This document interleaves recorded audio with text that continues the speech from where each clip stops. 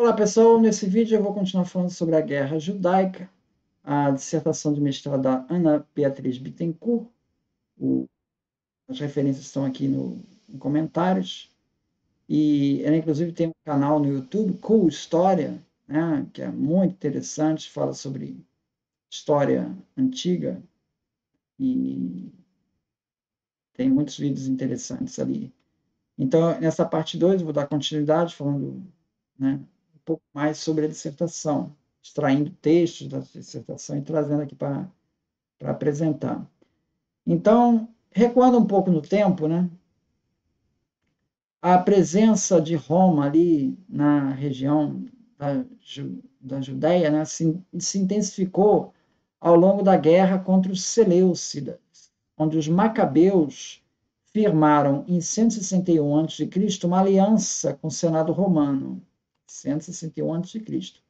Em 142 a.C., a Judéia se tornou um território independente, a partir de Simão Macabeu. Então se formou ali um estado teocrático, né?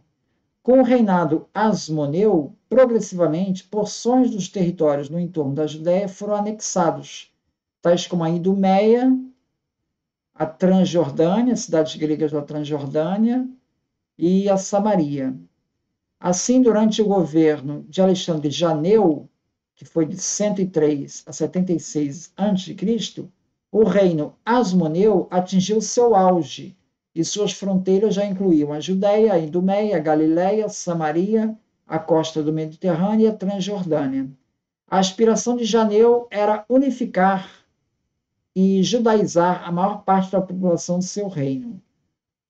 Nos anos 60 a.C., marcou o fim do Estado asmoneu e seleucida como entidades políticas independentes. Então, o sonho do Estado teocrático, né, se desfez. E ali os romanos vão ocupar diretamente a região. Então, o general Pompeu, romano, invadiu a Judéia em 63 a.C. e inaugurou uma nova organização administrativa e política da região. E nessa época também temos a ascensão de Herodes como rei da Judéia, na consolidação do domínio romano na região. Em 6 depois de Cristo, a Judéia passou a ser reconhecida como província romana, sendo sua capital transferida de Jerusalém para Cesareia Marítima. Até a deflagração da Primeira Guerra Romano-Judaica, que é de 66 a 73, né, passou-se praticamente um século, de domínio romano direto na região, sem grandes conflitos. Tá? Então, estamos falando de menos 60 a 66. Né? Praticamente um século. Teve conflito, mas mais ou menos ali sob controle ali a região. Então, o cristianismo vai surgir no momento em que as coisas estão mais ou menos ali tranquilas. Vira e mexe tem um problema, tá? Mas não há uma guerra. Guerra generalizada não tem, tá? Apesar de ser possível conflitos em menor escala, tá? As elites judaicas viviam sob uma estrutura socioeconômica que era compartilhada com os romanos. Os romanos avaliavam as culturas a partir de suas próprias percepções culturais. Então, ao estabelecerem seus domínios, eles procuravam em cada província uma aristocracia local e preservavam a ordem e a manutenção da paz romana. Então, o que eles queriam dessa aristocracia era que se garantisse a paz romana, tá? A fim de tornar viável a administração. Então, eles selecionavam as elites provinciais que possuíam certo controle das questões da guerra, das leis, da política e da religião. Então, aí é que entra o papel do Herodes. Tá? A exploração da Judéia e os constantes ataques, exploração porque cobrava impostos, né? Havia essa cobrança de impostos e os constantes ataques e profanações, segundo o entendimento dos judeus, né?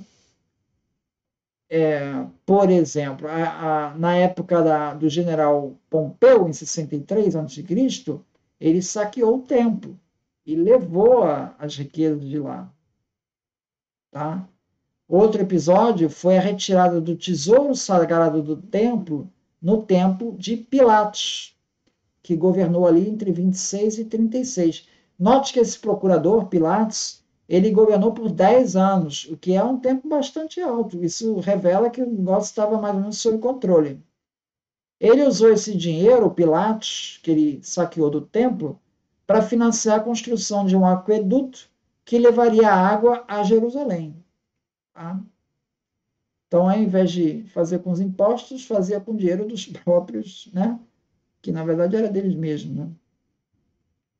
Outro episódio de conflito foi a tentativa da implementação do culto imperial feito por Calígula. Calígula governou de 37 a 41. Ele tinha primeiro construído um templo a um deus pagão, os judeus foram lá e destruíram. Calígula, lá para se vingar disso, ele ordenou que fosse colocada uma estátua dele dentro do templo de Jerusalém. E isso gerou uma turbulência. Poderia ter acontecido ali a Guerra Judaica já, e não em 66, mas o Calígula logo depois morreu e a coisa passou. Tá? Esse episódio do Calígula e do saque do Pilatos aí foram os principais estopins das revoltas. Né? Herodes, no tempo de Herodes, ele faz uma série de benfeitorias. Ele constrói palácios para ele, né? Ele reconstrói o templo, que fica gigantesco. Né? Na época de Jesus, Jesus já vai pegar esse templo gigantesco. Né? Foi reconstruído pelo Herodes. Né? O templo já existia. Ele deu praticamente tornou um palácio, né? Dos mesmos moldes que o próprio palácio do Herodes. Tá? Seguindo uma tendência arquitetônica greco-romana.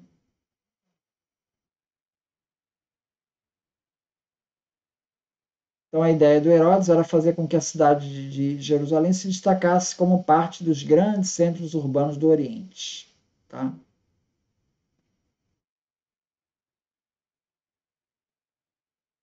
Havia questões agrárias, né, com os camponeses. Né?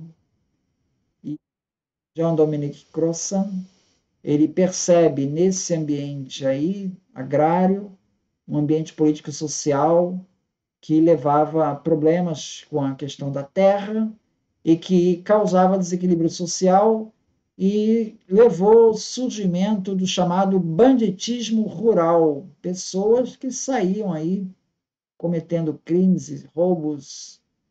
Isso seria um dos exemplos mais significativos desencadeados pela situação de exploração lá dos camponeses. Né? Esses camponeses, tendo perdido as suas glebas, adotavam um novo modo de vida, agindo como justiceiros. Eles eram bandidos para os romanos e libertadores para os judeus. Tá? Flávio Josefo, ele busca projetar uma visão sobre a cultura judaica que se encontra ameaçado por esses conflitos religiosos de seu tempo e encurralada entre o furor romano de reconquista do território e as pretensões da resistência judaica, que colocava em risco todos os judeus. Então, é um clima tenso que vai dar origem a um reavivamento do movimento messiânico, especialmente com o fracasso do governo teocrático lá dos asmoneus. Né? Então, já que não deu certo aquela teocracia, alimentou-se cada vez mais a ideia de um Messias que viria trazer a glória de Israel. Então, vários Messias vão surgir nesse período. Jesus é um deles. Né?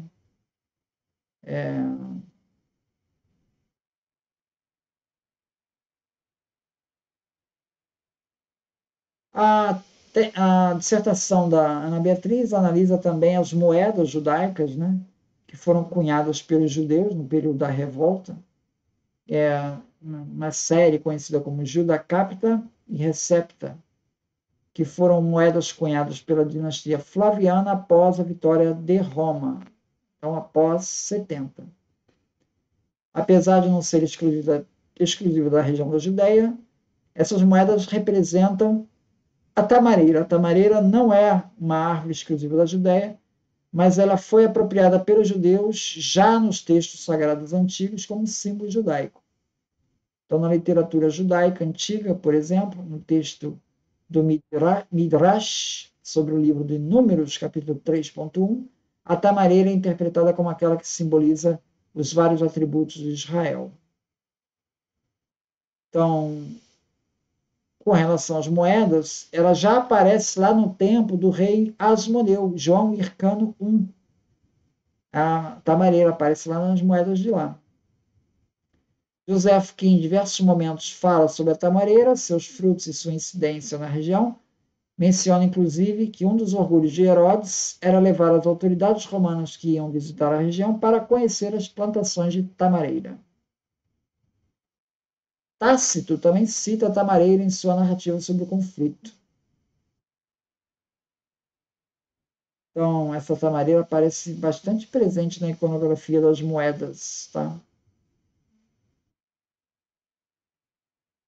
Alguns autores defendem que o significado dessa tamareira pode ser outro, né? Que não esse de exaltar as virtudes do judeu.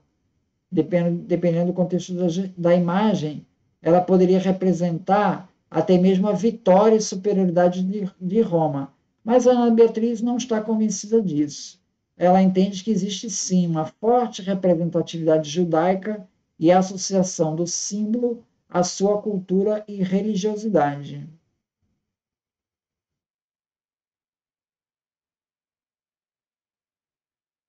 Então, o material imagético em questão, ao representar o judeu em posição de submissão e desolação frente ao vigor da vitória romana, é muito bem posto na figura dos imperadores, dos soldados ou mesmo dos escudos. Essas moedas fazem a propaganda da relação de dominação e da restauração da ordem conquistada. As armas, por sua vez, fazem referência à superioridade bélica. Com esses recursos, os vitoriosos utilizaram dois símbolos amplamente conhecidos e cuja associação seria pouco convencional fora desse contexto. A deusa, ligada aos latinos, sugere trânsito e mobilidade, e a tamareira, evocada pelos próprios judeus como símbolo da identidade étnica.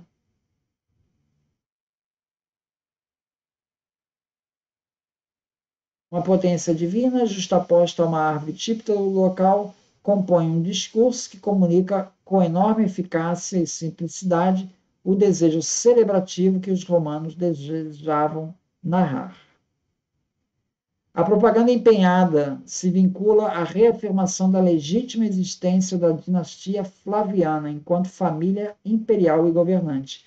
Com a ascensão de Vespasiano ao governo, ao poder, inaugura-se uma nova dinastia. Os Flávios, que a esse tempo não possuíam vitórias militares significativas, nem mesmo faziam parte de uma linhagem de destaque, eles precisavam lucrar com os feitos alcançados na guerra judaica, para fazer valer a razão de se tornarem líderes do Império Romano, estando à altura da missão.